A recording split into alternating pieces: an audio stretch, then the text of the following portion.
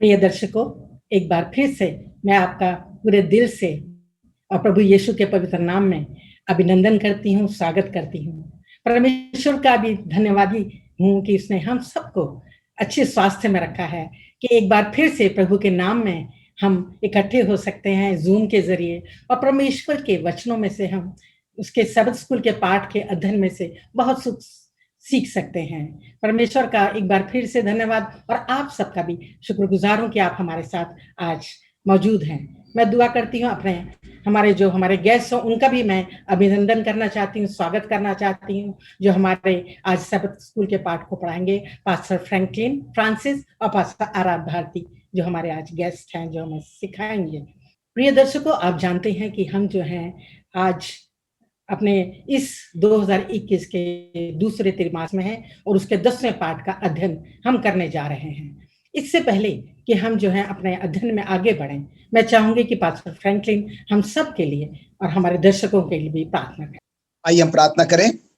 स्वर्गीय पिता परमेश्वर, हम आपके हृदय से धन्यवादित हैं आज के पवित्र शब्द के लिए। धन्यवादित है पिता परमेश्वर, आज फिर आपने हमें मौका दिया है कि हम आज के सबद स्कूल का पाठ को जो है अपने दर्शकों के साथ साझा कर सकते हैं। प्रभु, हम अपने आप को आपके हाथ में समर्पित करते हैं। जो कुछ भी प्रभु हम बोले, हम सिर्फ और सिर्फ प्रभु आपकी मर्जी को पूरा करने वाले बन सके। पास्टर भारती के लिए, मिसेस भारती के लिए, और प्रभु मेरे साथ हो और तमाम हमारे दर्शकों के साथ हो प्रभु, जो आज के सबद स्कूल पाठ को अपने अपने घरों में बैठकर प्रभु सुनते हैं। हम सब पर अपनी दया दृष्टि प्रभु बनाए रखें। हम सबके पाप और गुनाहों को प्रभु आप माफ करें। प्रभु यीशु मसीह के नाम से मांगते हैं, आमीन। प्रिय दर्शकों, जैसे कि आप जानते हैं कि हमारा ये दूसरे त्रिमास का 10वां पाठ है, जिसका आज हम अध्ययन करने जा रहे हैं। और हमारे जो इस त्रिमास का शीर्षक प्रतिज्ञा परमेश्वर की सनातन वाचा, ये हमारा इस त्रिमास का शीर्षक है। और जो हमारे आज के पाठ का जो शीर्षक है वो है नई वाचा। इससे पहले कि हम अपने वचन में चलें, अपने पाठ को सीखें, आइए हम आप आज के याद वचन को पढ़ लेते हैं, जो कि यिर्मयाह की पुस्तक उसके 31 पाठ के 31 पद से लिया गया है। उसमें इस प्रकार से लिखा है, फिर यहोवा की यह वाणी है, सुन, ऐसे दिन आने वाले हैं जब मैं इस्राएल और यहूदा के घरानों से नई वाचा बांधूंगा। नई वाचा, यही हमारे आज का सब स्कूल के पाठ का शीर्षक है। दर्शकों, आज हम नई वाचा के बारे में सीखेंगे, जबकि जितनी भी वाचा है हमारी पुरानी वाचा और नई वाचा को अगर हम देखें तो उसमें कोई अंतर नहीं है, वो दोनों में बिल्कुल समानता है। जैसे कि इस बड़े अच्छे उदाहरण के द्वारा हमें समझाया गया हमारे शब्द स्कूल के पाठ के जरिए, कि कुछ कार्यकर्ता थे जिनके कुछ एक ग्रुप था, उनका जो एक लीडर था उनके ऑफिस में, और उन्होंने जो है उनके अपने जो ऑफिस के स्टाफ था, कार्यकर्ता जो लोग थे, उनको इकट्ठा किया और उनको एक पैकेट दिखाया जिसका वो एडवर्टीजमेंट या उसका जो है वैज्ञानिक वो कर रहे थे, विज्ञापन कर रहे थे वो। और उस बॉक्स के ऊपर लिखा था नया,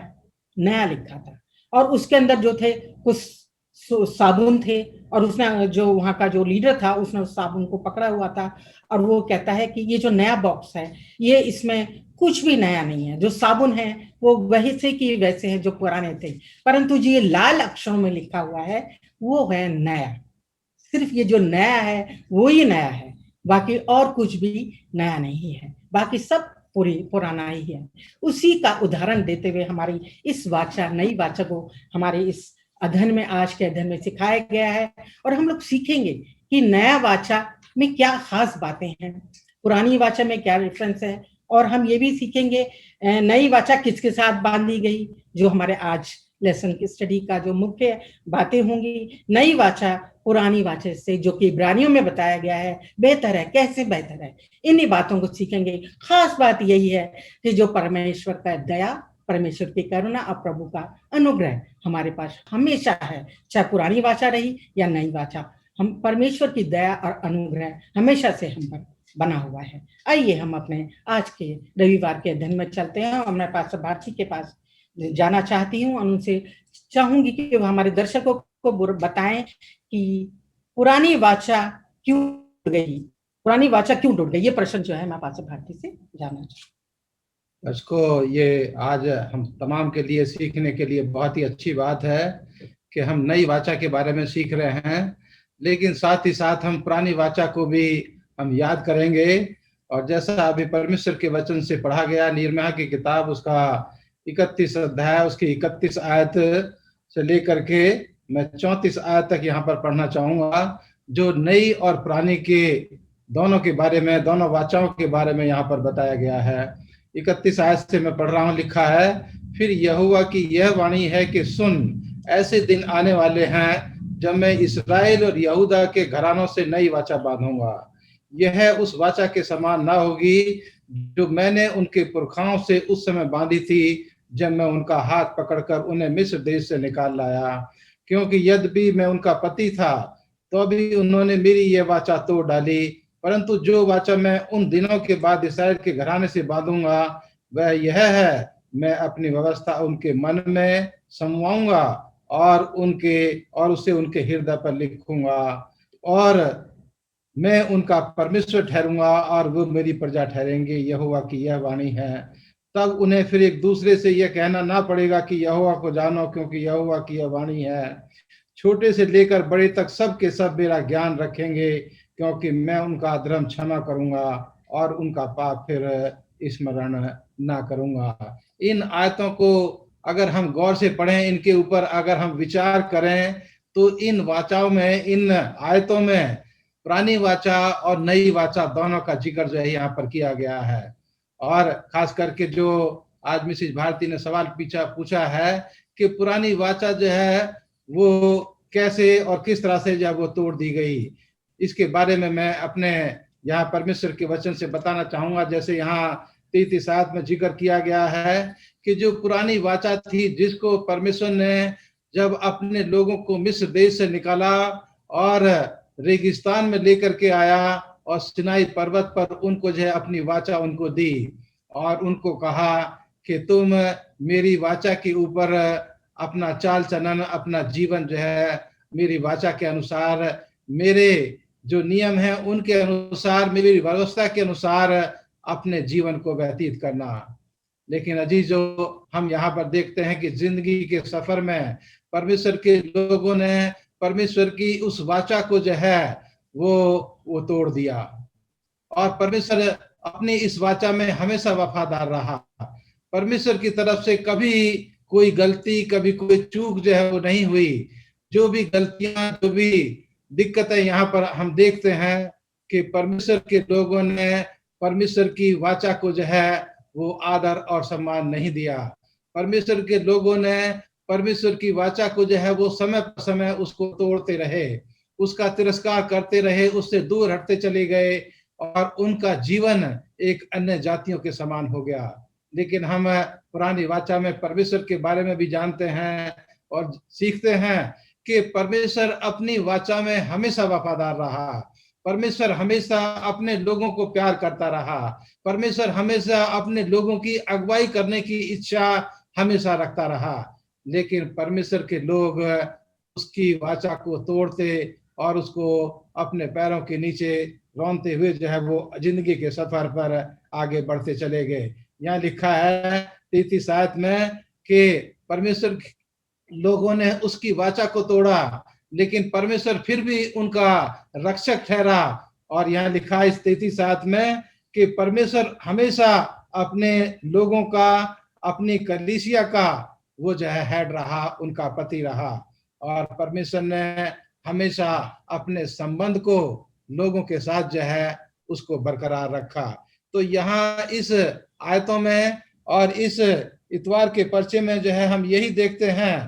कि गलती जो है वो इंसानों की तरफ से हुई, परमेश्वर के लोगों की तरफ से हुई, और इसीलिए नई वाचा की जरूरत पड़ी, जिसको हम आने वाले दिनों में इस पर्चे के द्वारा आज हम यहाँ पर सीखने के लिए जा रहे हैं कि जब परमेश्वर के लोगों ने परमेश्वर की उस पुरानी वाचा को तोड़ दिया, तो उस वाचा को जो है नई करने का समय यहाँ परमेश्वर के सामने आया कि परमेश्वर नए रूप में, नए तरीके से उन्हीं आज्ञाओं को अपने लोगों के साथ जो है वो उनको नए संबंध के साथ, उनके साथ जो है वो उनको जोड़ दे। तो ये हम आने वाले दिनों में अपने पर्चे के द्वारा आज हम यहाँ पर सीखेंगे। शुक्रगुजार हूँ पास्टर भारती आपका, इतने अच्छे आपने समझाया हमें कि वो पुरानी वाचा क्यों टूट गई, क्योंकि परमेश्वर ने तो हमारे साथ वफादार रहा, पर जो उसके लोग थे वो वफादार नहीं रहे। जो परमेश्वर ने एक समझौता किया था, उस समझौते को उन्होंने तोड़ दिया और अपनी ही चाल चले। आइए हम सोमवार के अध्ययन में चलते हैं और मैं पास्टर फ्रैंकलिन से चाहूंगी कि वो हमारे दर्शकों को बताए नई वाचा से आप क्या समझ। मैडम धन्यवाद देते हैं इस प्रश्न के लिए। और इससे पहले कि जो है मैं आपके प्रश्न का जवाब दूं, मैं चाहता हूं कि हम अपनी बाइबल खोलें, होशी की किताब उसका 2 अध्याय और उसके 8वीं आयत से लेकर 20वीं आयत तक। और यहाँ पर जो है इस बात को नई वाचा का क्या तात्पर्य है, हम क्या समझते हैं, उसको समझने में हमारी मदद करेगा। यहाँ पर लिखता है, उस समय मैं उनके लिए वन पशुओं और आकाश के पक्षियों और भूमि पर के रेंगने वाले जंतु के साथ वाचा बांधूंगा और धनुष और तलवार तोड़कर युद्ध को उनके देश से दूर कर दूंगा और ऐसा करूंगा कि वे लोग निडर सोया करेंगे। मैं सदा के लिए तुझे अपनी स्त्री की प्रतिज्ञा करूंगा और यह प्रतिज्ञा धर्म और न्याय और करुणा और दया के साथ करूंगा। ये सच्चाई के साथ की जाएगी और तू यहोवा को जान लेगी। अब हम यहाँ पर देखते हैं कि जब हम नई वाचा के बारे में बात कर रहे हैं और कि नई वाचा से हम क्या जो है वो समझते हैं। और अभी थोड़ा समय पास्टर भारती ने थोड़ा समय पहले पास्टर भारती ने हमें इसके बारे में बहुत अच्छे से जो है वो बताया। जब हम होशे उसका 2 अध्याय 8वें से लेकर 20वें आयत तक और यिर्मयाह 31 और उसकी 31 से जो है 34 आयत तक हम जब पढ़ते हैं, तो जब हम दोनों का मिलान करते हैं तो हम यहाँ पर देखते हैं कि ये पुरानी वाचा और नई वाचा का जो संदर्भ है वो यहाँ पर हमें जो है वो समझ में आ जाता है। और जैसे कि हम सब जानते हैं कि परमेश्वर ने जो है इजरायलियों को उस मिस्र देश उस गुलामी से जो है वो मूसा की अगुवाई में जो है वो बाहर निकाल कर लाया और मयाबान में जो है उनकी अगुवाई करी। मूसा उनकी अगुवाई करता रहा और उनको जो है वो केनान देश जो है वो ले जाने के लिए। और हम यहाँ पर ये भी जानते हैं कि इजरायली जो है वो बार बार गुनाह करते रहे, प्रभु की आज्ञा का उल्लंघन करते रहे। और हम यहाँ पर देखते हैं उसके बावजूद भी मूसा उनको बार बार परमेश्वर जो है मूसा के माध्यम से जो है उनको बार बार जो है वो समझाता रहा। और हम यहाँ पर भी ये देखते हैं कि ये जो वाचा है, जो प्रतिज्ञा है, जो प्रभु की जो व्यवस्था है, वो उन लोगों को बार बार समझाने की कोशिश कर रहे थे कि उनको क्या करना है, पूरी तरीके से परमेश्वर पर जो है वो निर्भर जो है वो करना है। और हम यहाँ पर ये भी देखते हैं कि बाइबल में इस बात को बहुत ही अच्छी तरीके से जो है वो बताती है कि जो इजरायली है बार बार उन्होंने परमेश्वर के वचन को तोड़ा, उसकी योजना को अस्वीकार किया, उसके खिलाफ वो बार बार जो है वो जाते रहे, परमेश्वर पर उन्होंने भरोसा नहीं किया, विश्वास जो है वो नहीं किया। और इसके बावजूद भी जो है हम देखते हैं कि परमेश्वर का जो वो अगापे प्रेम है, जो अद्भुत प्रेम है, असीम प्रेम है, वो परमेश्वर ने अपने नबियों के द्वारा, अपने दूतों के द्वारा जो है उनके पास संदेश भेज कर क्या किया,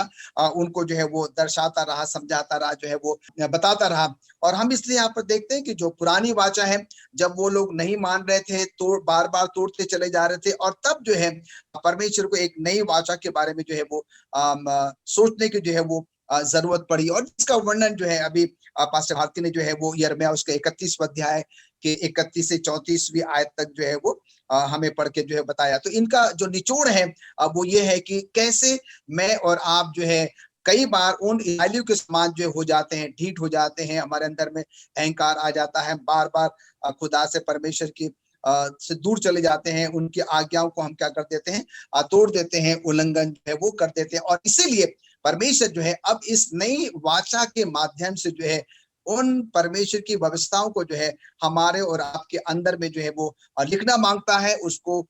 ठहराना या उसमें बसाना होता है, जिससे कि वो हम उसी में क्या करते रहें, अपना जीवन यापन करते रहें, वो हमारे जीवन का एक अहम हिस्सा जो है वो बन जाए। मिसेस भारती। धन्यवाद देती हूँ पास्टर फ्रैंकलिन, आपने बहुत सही कहा। अब इन आयतों में हम ये भी सीखते हैं कि उसमें ये लिखा है होशे में कि परमेश्वर की प्रतिज्ञा तथा वायदे, मैं सदा के लिए तुझे अपनी स्त्री करने की प्रतिज्ञा करूंगा। प्रतिज्ञा धर्म, न्याय, करुणा और दया के साथ करूंगा। हमारा परमेश्वर कहता है कि जो मैं करूंगा वो दया, प्रेम और न्याय के साथ करूंगा। तो उसकी ये वायदा हमारे साथ है। आइए हम अपने मंगलवार के अध्ययन में चलते हैं, जिसका शीर्षक इस तरह से है, पुरानी और नई वाचाएं। पास्टर भारती से मैं जानना चाहूंगी कि वो बताएं नई वाचा किसके साथ बांधी गई। ये भी हमारे लिए सीखने के लिए अच्छा सवाल है, अच्छा विचार है।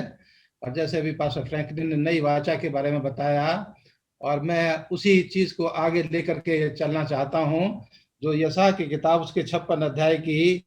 6-7 आज जो है मैं यहाँ पर पढ़ना चाहता हूँ। यशायाह 56 अध्याय उसकी 6 और 7वीं आयत में यहाँ इस तरह से लिखा है, परदेशी भी जो यहोवा के साथ इस इच्छा से मिले हुए हैं कि उसकी सेवा टहल करें और यहोवा के नाम से प्रीति रखें और उसके दास हो जाएं, जितने विश्राम दिन को पवित्र अपवित्र करने से बचे रहते हैं और मेरी वाचा का पालन करते हैं, उनको मैं अपने पवित्र पर्वत पर ले आकर अपने प्रार्थना के भवन में आनंदित करूंगा। उनके होम बलि और मेल बलि मेरी वेदी पर ग्रहण किए जाएंगे, क्योंकि मेरा भवन सब देशों के लोगों के लिए प्रार्थना का घर कहलाएगा। ये बहुत ही सुंदर आयत जो है यशायाह ने अपने इस अध्याय में लिखी है कि मेरा घर तमाम जातियों के लिए प्रार्थना का घर, सब देशों के लिए प्रार्थना का घर, परमेश्वर का घर कहलाएगा। तो ये हम जब आज नई वाचा के बारे में सीख रहे हैं, और इस नई वाचा में इस बात का जिक्र किया गया है कि परमेश्वर ने अपने इस नई वाचा में भी दुनिया के तमाम लोगों को जगह दी है। ये नहीं कि ये वाचा जो है वो केवल यहूदी या गैर यहूदियों के लिए है, बल्कि ये वाचा परमेश्वर ने दुनिया के तमाम लोगों के साथ बांधी है। और यहाँ इस आयत में यशायाह भी जो है अपनी आयतों में जिक्र करता है कि भले ही जा कोई परदेशी है, लेकिन अगर वो परमेश्वर के साथ इस इच्छा से परमेश्वर की सेवा टहल करता रहता है, परमेश्वर के साथ मिला रहता है, परमेश्वर को प्रेम करता है और उसकी व्यवस्था को, उसके वचन को अपने जीवन में जो है उसको मानता है, तो परमेश्वर का ये वादा है उन लोगों के लिए भी, परदेशियों के लिए भी, कि मैं उनको अपने पवित्र घर में, अपने पवित्र पर्वत पर उनको मैं ले जाऊंगा। तो यहाँ हम पाते हैं कि परमेश्वर ने जो है, जो यूहन्ना उसका 3:16 में जो आयत दी गई है कि परमेश्वर ने दुनिया के तमाम लोगों से प्रेम किया है, और लिखा है कि जो कोई विश्वास करे वो नाश ना होगा बल्कि एक अनंत जीवन पाएगा। ये वाचा परमेश्वर ने दुनिया के हर एक व्यक्ति के साथ बांधी है जो उसमें अपना विश्वास करता है। शुक्रगुजार हूँ पास्टर भारती आपके इतने अच्छे संदेश के लिए, जो हमें एक नई आशा देता है कि चाहे कैसा भी, किसी भी कुल और किसी भी जाति का व्यक्ति हो, परमेश्वर ने अपना द्वार सबके लिए खोला है। बस हमें जो उसकी वाचा का ध्यान रखना है कि जो उसने हमें आज्ञा दी है, जो हमें वचन, जो शिक्षा दी है, उसका पालन करना है, उस अच्छे भले रास्ते पर जो पवित्रता की ओर लेकर चलता है, उसे उसकी तरफ हमें चलते रहना है। आइए हम जो है आज बुधवार के अध्ययन में चलते हैं। पास्टर फ्रैंकलिन से चाहेंगी वो बताएं, जिसका शीर्षक इस तरह से है, बेहतर वाचा। और पास्टर फ्रैंकलिन से मैं चाहूंगी कि वो हमारे दर्शकों को बताए नई वाचा पुरानी वाचा से बेहतर कैसे है। इस पहले कि मैं आपका ये जवाब दूं कि नई वाचा जो है वो बेहतर कैसी है, मैं आपके सामने एजेकियल 36 उसका 26वां पद पढ़ना चाहूंगा। एजेकियल उसका 36वां अध्याय और उसका 26वां पद। और यहाँ पर परमेश्वर कहता है कि मैं तुमको नया मन दूंगा और तुम्हारे भीतर नई आत्मा उत्पन्न करूंगा और तुम्हारे देह में से पत्थर का हृदय निकाल कर तुमको मांस का हृदय दूंगा। आज परमेश्वर चाहते हैं कि हम उसके क्या करें, वचनों को जो है इसी प्रकार से जो है वो पालन करें, जो कि जो व्यवस्था के बारे में, वाचा के बारे में अभी पास्टर भारती ने जो है वो हमें जो है वो बता दिया। और शुरुआत में ही मिसेस भारती आपने बताया था कि जो नई वाचा, जो पुरानी वाचा है और जो नई वाचा है उसमें कोई खास अंतर नहीं है। अब समस्या कहाँ पर थी, और आज के बुधवार के पाठ में ये जो शीर्षक है कि बेहतर वाचा कौन सी है ना, वो हमें समझना जो है वो जरूरी है। जैसे कि मैंने आपको बताया, जब हम नई वाचा की बात करते हैं, पुरानी वाचा की बात करते हैं, और दोनों वाचाएं क्या है, वो परमेश्वर की ओर से जो है वो दी गई थी। और हम देखते हैं कि जब लोगों ने क्या किया, परमेश्वर की उन आज्ञाओं को नहीं माना, बार बार उल्लंघन किया, बार बार तोड़ा, और उसको जो है उससे वो दूर होते चले गए। और तब हम यहाँ पर देखते हैं कि परमेश्वर को जो है एक नई वाचा के बारे में जो है वो सोचना पड़ा। पर ये दोनों आज्ञाएं जो है हमें परमेश्वर के उस दया के बारे में और उस महान अगापे प्रेम के बारे में क्या करती है, वो दर्शाती है, बताती है। हम सब जानते हैं कि परमेश्वर हमसे बहुत बहुत प्यार करता है, जैसे कि आज के वर्तमान के युग में और उस जमाने में, प्राचीन काल में भी परमेश्वर इजरायली से जो है वो बहुत प्यार करता था, और इसलिए वो बार बार जो है उनको समय देता चला गया। उसके बावजूद भी जो है उन इजरायलियों ने जो है वो परमेश्वर के उस व्यवस्था का या उस वाचा का जो है वो गहनता से क्या कहना चाहिए, उस पर अमल नहीं किया, उसको जो है वो नहीं माना। अब यहाँ पर ये सवाल उठता है कि ये पुरानी वाचा जो है विफल क्यों हो गई, क्या कारण था, और इसके बारे में हमने अध्ययन कर लिया। पास्टर भारती ने भी जो है वो हमें बता दिया। समस्या जो है परमेश्वर के साथ नहीं थी, समस्या जो है वो वाचा के साथ नहीं थी, पर समस्या जो है वो परमेश्वर के लोगों के साथ थी, क्योंकि परमेश्वर के लोग बार बार जो है उसकी वाचा का उल्लंघन कर रहे थे और परमेश्वर के उस आज्ञा को जो है वो तोड़ते थे, उसको जो है वो मानते नहीं थे। और हम यहाँ पर देखते हैं कि जो पुरानी वाचा के समय में हम क्या देखते हैं कि लोग जब पाप गुनाह खताएं करते थे तो उसके एवज में, उसके बदले में वो बलिदान, जानवरों का बलिदान जो है अब वो चढ़ाई करते थे। पर हम यहाँ पर देखते हैं कि जो नई वाचा है, नई वाचा में, और ये पुरानी वाचा यीशु मसीह के आने तक रही, और जब यीशु मसीह आ गए तो हम देखते हैं कि वो नई वाचा जो है वो शुरू हो गई, जिसका वर्णन मैंने अभी आपको एजेकियल में जो है वो पढ़ के सुनाया था। और हम यहाँ पर देखते हैं कि जो नई वाचा है वो यीशु मसीह के उस बलिदान को, उस खून को जो है दर्शाती है, बताती है, जिसके द्वारा मैं और आप क्या किए गए हैं, बचाए गए हैं। और अब मैं आपके सवाल में आता हूं कि ये नई वाचा पुरानी वाचा से बेहतर क्यों है। ये 2-3 पॉइंट्स मेरे पास है, हम इसको जो है थोड़ा सा गौर सुनेंगे। नई वाचा में हम देखते हैं कि वो यीशु मसीह के उस खून के बारे में हमें बताती है, जिसने कि हर एक पापी मनुष्य के लिए क्या कर दिया, अपना बलिदान दे दिया, जो कि अभी पास्टर भारती ने यूहन्ना 3:16 का उसका जिक्र जो है वो किया था। नई वाचा जो है वो इसलिए भी बेहतर है क्योंकि नई वाचा में प्रभु यीशु मसीह का जो प्रेम है, जो अगापे प्रेम है, उसके बारे में दर्शाया गया है। बाइबल यीशु मसीह के उस सत्य के बारे में जो है वो बताती है, जिसके बारे में हम क्या करते हैं, बाइबल में पढ़ते हैं। बाइबल हमको ये भी बताती है, और जिसका वर्णन हम नई वाचा के तौर पर जानते हैं कि यीशु मसीह कौन है, यीशु मसीह ने मेरे और आपके लिए जो है वो क्या किया है, और अब इस वर्तमान समय में प्रभु यीशु मसीह कहाँ पर है, और वो हमारे और आपके लिए जो है वो क्या कर रहा है। और हम देखते हैं कि हम सब जानते हैं कि वर्तमान में प्रभु यीशु मसीह जो है अपने पिता के दाहिने हाथ पर विराजमान है, वहां पर बैठा हुआ है, और वो आपके और मेरे लिए एक मध्यस्थ का काम कर रहा है, एक बिचौलिए का जो है वो काम जो है वो कर रहा है। तो हम यहाँ पर देखते हैं कि संक्षेप में जो पुरानी वाचा थी, जिसको कि इजरायलियों ने तोड़ा, उनको नहीं माना, और इसलिए परमेश्वर को एक नई वाचा लानी पड़ी, और वो नई वाचा जो है पत्थरों पे लिखने की जरूरत नहीं है। अब हम यहाँ पर देखते हैं कि परमेश्वर उन नई वाचा को जो है, जिसके बारे में हमने पढ़ लिया है, वो हमारे हृदय में जो है वो लिखना चाहता है, हृदय में जो है वो बसाना चाहता है, जिससे कि मैं और आप क्या कर सके, परमेश्वर के सचमुच उस अद्भुत प्रेम को जो है वो समझ सके, उस पर अमल कर सके, उस पर जो है वो चल सके, जिससे कि जो है मुझे और आपको जो है वो स्वर्ग राज जो है, जो कि परमेश्वर देना चाहता है, वो मुझे और आपको क्या हो सके, वो प्राप्त हो सके। शुक्रगुजार हूँ पास्टर फ्रैंकलिन आपके इतने अच्छे सुंदर विचारों के लिए जो हमें दी कि परमेश्वर हमारे लिए क्या करना चाहता है। आइए हम जो है अपने बृहस्पतिवार के अध्ययन में चलते हैं, जिसका शीर्षक इस तरह से है, नई वाचा के लिए धार्मिक अगुवी। और मैं पास्टर भारती से चाहती हूँ कि वो इस प्रश्न का उत्तर दें, नई वाचा में हमारा धार्मिक अगुवा कौन है। जैसे कि हम आज आपके परिचय में मिसेस भारती सीख रहे हैं नई वाचा के बारे में, और नई वाचा के बारे में सीखने के साथ साथ हम पुरानी वाचा का भी जिक्र कर रहे हैं। तो इस प्रश्न का उत्तर देने के लिए मैं पुराने वाचा की तरफ थोड़ा सा ध्यान अपने दर्शकों का ले जाना चाहता हूं, जिससे कि हम जो सवाल आपने किया है उसको हमारे दर्शक बेहतर तरीके से समझ सकें कि जो पुरानी वाचा थी उसमें याजक लोग परमेश्वर के मंदिर में सेवकाई का काम करते थे, और जो भी व्यक्ति गुनाह करता था, अपने पापों से माफी मांगने के लिए, अपने पापों को जो धोने के लिए वो जो पशुओं का बलिदान किया करते थे। पशु जो है वो मंदिर में लेकर के आते थे याजक के पास,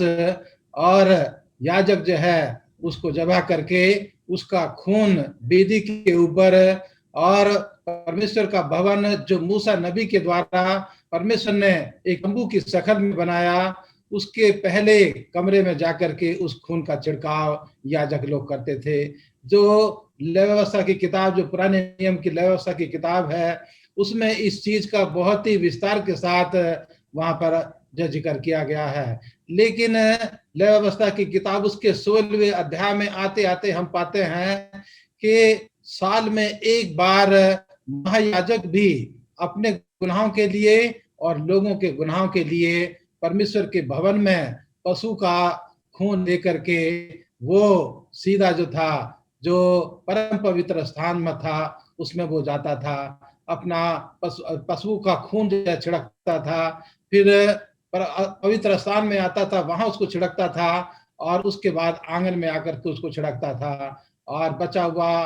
पशु का खून जो था, वो जो अजाजेल के नाम से जो भेड़ निकाली जाती थी, जो भेड़ होती थी, उसके सिर के ऊपर डाल करके उसको जंगल में छोड़ दिया जाता था। लेकिन हम आज इस नई वाचा के बारे में सीख रहे हैं कि जिस तरह से पुरानी वाचा में याजक लोग काम करते थे, आज इस नई वाचा में हमारा धार्मिक अगुवा या धार्मिक याजक हमारा कौन है। और इस नई वाचा में हम देख रहे हैं कि इसमें पशुओं का लहू बहाना जो है वो बंद हो गया, क्योंकि यहाँ लिखा है इब्रानियों की किताब उसके 10 अध्याय की 4 आयत में, क्योंकि यह अनहोना है कि बैलों और बकरों का लहू पापों को दूर करे। जो पुरानी वाचा थी, जो मंदिर की सेवकाई थी, जो वहां पर खून का बहाना होता था, वो एक प्रतीक रूप में वहां पर दिखाया जाता था। वो तमाम चीजें, पशु का बलिदान करना, मेमनों का बलिदान करना, वो तमाम यीशु मसीह की तरफ इशारा करता था। लेकिन अब हम नई वाचा में पाते हैं, इस नई वाचा के अंतर्गत खुदामंद यीशु मसीह ने अपना लहू इस दुनिया के तमाम लोगों के लिए बहा दिया है कि अब जो कोई भी विश्वास करे वो यीशु मसीह के लहू के द्वारा अपने पापों की क्षमा जो है वो प्राप्त कर सकता है। तो यहाँ इब्रानियों की किताब में जो नए नियम की जो ये व्यवस्था की किताब को के रूप में भी हम इसको जानते हैं, इस किताब में बहुत ही विस्तार के साथ ये दिखाया गया है कि आज खुदामंद यीशु मसीह हमारा महायाजक है, और वो अपना लहू अपने हाथों में लेकर के वो अपने बाप पिता परमेश्वर के सामने दुनिया के तमाम लोगों के लिए वो अपना लहू वो जो है वो बहा रहा है, वो वहां समर्पित कर रहा है। और जैसे मैंने बताया अभी मंगलवार के पर्चे में कि खुदावंद यीशु मसीह आज दुनिया के तमाम लोगों के लिए अपने पिता परमेश्वर के सामने विनती कर रहा है। जो कोई इस पर विश्वास करता है उसके लिए वो विनती करता है कि इस व्यक्ति के लिए मैं अपना लहू, प्रभु उस व्यक्ति के लिए मैं अपना लहू मैं समर्पित करता हूं, क्योंकि वो मेरा बच्चा है, वो मेरी बेटी है, वो मेरा बेटा है, और मेरे खून से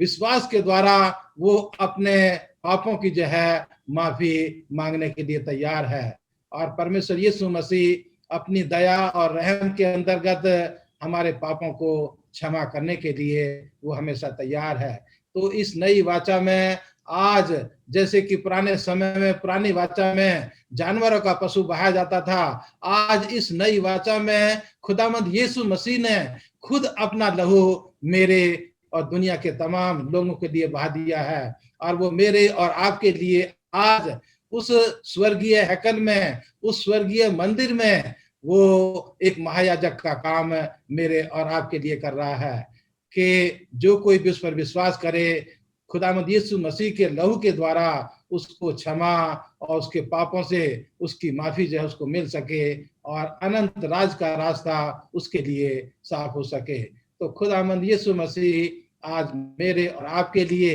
विनती कर रहा है याजक के रूप में, और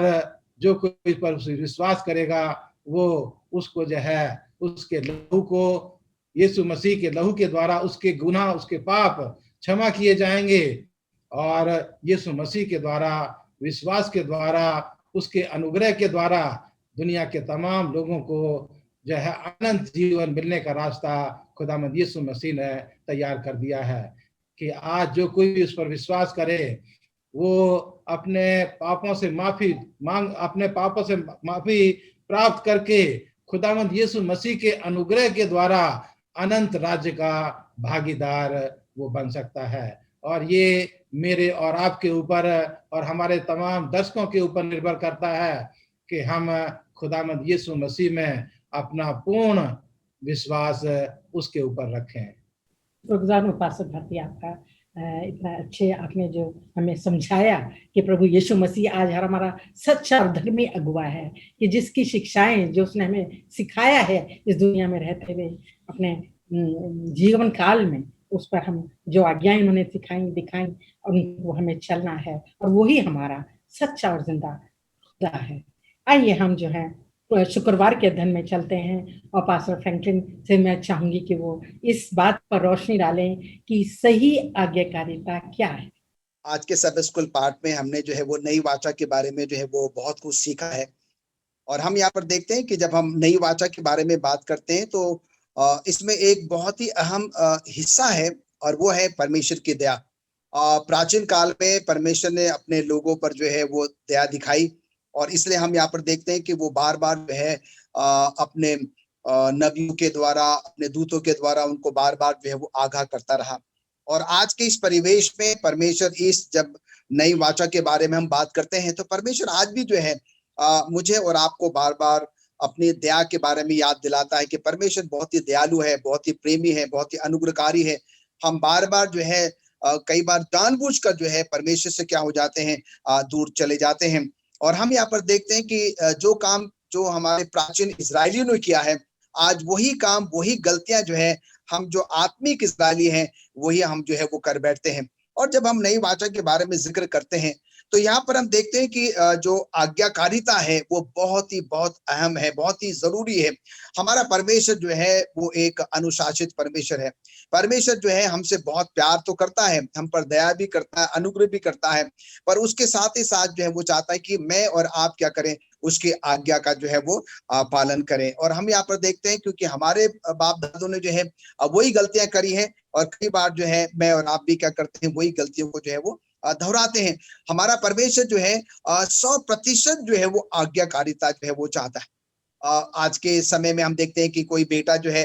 जब अपने पापा से कहता है कि पापा मैं आपसे बहुत प्यार करता हूँ, या मम्मी आपसे मैं बहुत प्यार करता हूँ, और अगर मान लीजिए कि मम्मी या पापा की तबीयत खराब हो जाए और वो उस बच्चे को कुछ काम करने को कहे और वो बच्चा जो है वो ना करे, तो हम देखते हैं कि ये बड़ी सरल सी बात है कि वो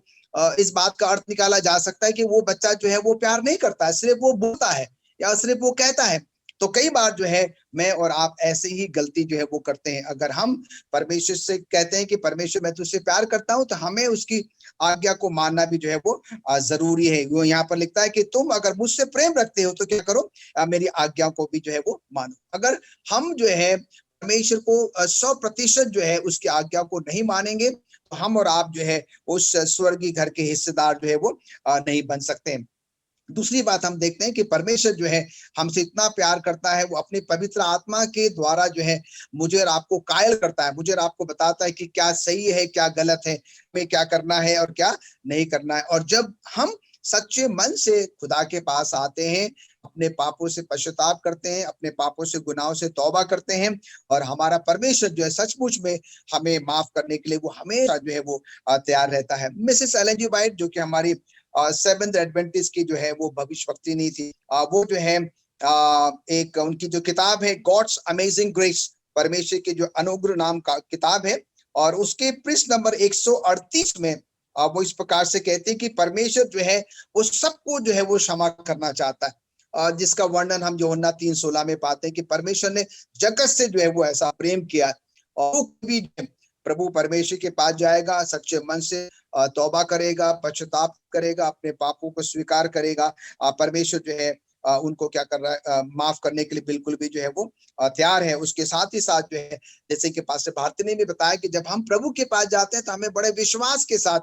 परमेश्वर के पास जो है वो जाने की जरूरत है, और इसलिए हमारा विश्वास जो है वो बिल्कुल भी 100% प्रभु परमेश्वर पर होना चाहिए। और परमेश्वर मुझसे और आपसे आशा करता है कि हम 100% जो है उसकी प्रति आज्ञाकारिता बनाए रखें, उसकी आज्ञा का जो है वो पालन करें। हमारा प्रभु बहुत ही दयालु और बहुत अनुग्रहकारी है, हमसे बहुत प्रेम करता है, वो नहीं चाहता कि हमें से जो है कोई भी नाश हो। और आइए इन सब बातों का जो निचोड़ है, आज जो हमने नई वाचा में से जो है वो सीखा है, परमेश्वर अपने उन सब बातों को अब हमारे हृदय में जो है वो लिखना चाहता है, उसको रखना चाहता है, बसाना चाहता है, जिससे कि हम उसको अपने जीवन में अमल करें और वो जीवन व्यतीत करें जिससे कि सचमुच में वो खुश हो। और जब उसका बेटा यीशु मसीह आएगा, हम सबको जो है वो अपने साथ उस स्वर्गीय घर में जो है वो लेकर जो है वो जाएगा। शुक्रगुजार हूँ पास्टर फ्रेंकलिन, आपका इतने अच्छे सुंदर आपने जो हमें समझाया सिखाया हमारे दर्शकों को। और एक बार फिर से मैं आप दोनों का, पास्टर भारती और पास्टर फ्रैंकलिन फ्रांसिस, आप दोनों का मैं शुक्रगुजार हूँ। इतने अच्छे ढंग से हमारे जो है आज का लेसन को आपने सिखाया, हमें समझाया, हमारे दर्शकों को भी। और मैं प्रिय दर्शकों, मैं आपको ये बताना चाहती हूँ, परमेश्वर हमारा कितना अनुग्रहकारी परमेश्वर है, कितना दयालु परमेश्वर है, हमसे कितना प्रेम करता है। वो ये नहीं चाहता कि मुझसे दूर हो, मेरी जो कलीसिया है, जो मेरे लोग हों, वो किसी तरह भी मृत्यु को प्राप्त करें। वो चाहता है कि जो मेरा स्वर्गीय राज्य है उसमें वो लोग प्रवेश करें। और वो ये चाहता है क्योंकि वो खुद पवित्र है, वो चाहता है कि ये लोग भी पवित्र बने, आज्ञाओं का पालन करें, जो उसने आज्ञाएं दी हैं उनका पालन करते हुए। इतनी अच्छी बातें हैं कि वो हमारे दिलों में नया हृदय, नया मन देगा और पवित्र आत्मा की अगुवाई भी देगा। जब हम इस दुनिया में रहते हैं तो हम अपने जो है भटक जाते हैं अपने मार्ग से, परंतु जब हम उसके पवित्र आत्मा की दुआ करते हैं, प्रार्थना करते हैं, उसके वचनों में बने रहते हैं, तो उसका पवित्र आत्मा की अगुवाई हमको मिलती है, जो हमें ये कायल करती है कि हम किस तरह उसकी आज्ञाओं का पालन करें। वो हमारा पूरी तरह से मदद करने के लिए तैयार है, पवित्र आत्मा की अगुवाई कि हम उसकी आज्ञाओं का पालन करें। हमें सिर्फ जो है उसकी ध्यान रखना है कि उसने हमें जो शिक्षाएं, जो आज्ञाएं दी हैं, उनको हमारे दिलों में लिखेगा, वो भर देगा उनको हमारे जीवन में। और जो है हम भटकेंगे नहीं। पवित्र समाज जो है परमेश्वर की नए वतन में, नए निवास स्थान में, जो पवित्र निवास स्थान है, उसमें जो है हम लोग जगह पाएंगे। इसलिए अजीजों, बहुत ही खुदा का, परमेश्वर का हमारे जो है ये अच्छी नई आशा जो उसने हमें दी है, और प्रभु यीशु को दी है हमारे लिए, जिसने अपना जीवन हमारे लिए दिया, लहू हमारे लिए चढ़ाया, और हमारे आज जो है हम जो है उसके लहू के द्वारा पवित्र किए जाते हैं। और हम ध्यान रखें कि हम जो है प्रभु यीशु मसीह की शिक्षाओं को, आज्ञाओं को मानते हुए अपने जीवन को आगे चलें, और यही हमारा हमेशा अगुवा रहे, ताकि हम उसके धर्म के मार्ग पर आगे चलते रहें। आइए प्रार्थना करें। जमीन और आसमान के बनाने वाले परवरदिगार, हमारे जिंदगी के मालिक, हमारे सृष्टिकर्ता परमेश्वर, हम तेरे पास आते हैं और अपने आप को तेरे हाथ में समर्पित करते हैं कि परमेश्वर, जब आज हमने तेरी उस पुरानी वाचा और नई वाचा के बारे में सीखा है, और परमेश्वर जब तेरे लोग, तूने उनको ये व्यवस्था दी और वो उसके ऊपर नहीं चल पाए, लेकिन परमेश्वर आज तूने अपना रहम, अपना फजल आज दुनिया के तमाम लोगों के साथ किया है कि एक नया संबंध, एक नई वाचा तूने एक बार फिर अपने लोगों के साथ जोड़ी है। और तू चाहता है परमेश्वर के दुनिया के तमाम लोग तेरे स्वर्गीय राज में बचाए जाएं। परमेश्वर, हम तुझसे प्रार्थना करते हैं कि प्रभु तू हमारे साथ हो, हमारे तमाम दर्शकों के साथ हो, कि हम तमाम अपना संबंध तेरे साथ मजबूती के साथ बना करके हम जिंदगी के सफर पर आगे बढ़ें, और तेरी पवित्र आत्मा हमें से हर एक की अगुवाई करे कि हम तेरे वचन की रोशनी में अपने जीवन को व्यतीत करते हुए आने वाली दुनिया के लिए परमेश्वर हम अपने जीवन को तैयार कर सकें, जिसका तूने हम तमाम को देने का वादा किया है। इसलिए प्रभु, हम तेरे पास आते हैं, अपने आप तेरे हाथ में समर्पित करते हैं। तो हमारे तमाम दर्शकों के साथ हो, उनको अच्छे स्वास्थ्य में रख, उनके परिवार पर, उनके बाल बच्चों पर तेरी आशीष हो, उनके काम काज पर खुदावंद तू बरकत दे, और परमेश्वर उनकी अगुवाई करे कि वो तेरे वचन में, तेरे विश्वास में बढ़ते और तरक्की करते जाएं, और आने वाली दुनिया में तेरे रहम और फजल से खुदावंद हम तमाम जगह पा सकें। हम तमाम की अगुवाई कर, प्रार्थना को सुन और कबूल कर, मसीह यीशु के नाम में मांगते हैं, आमीन।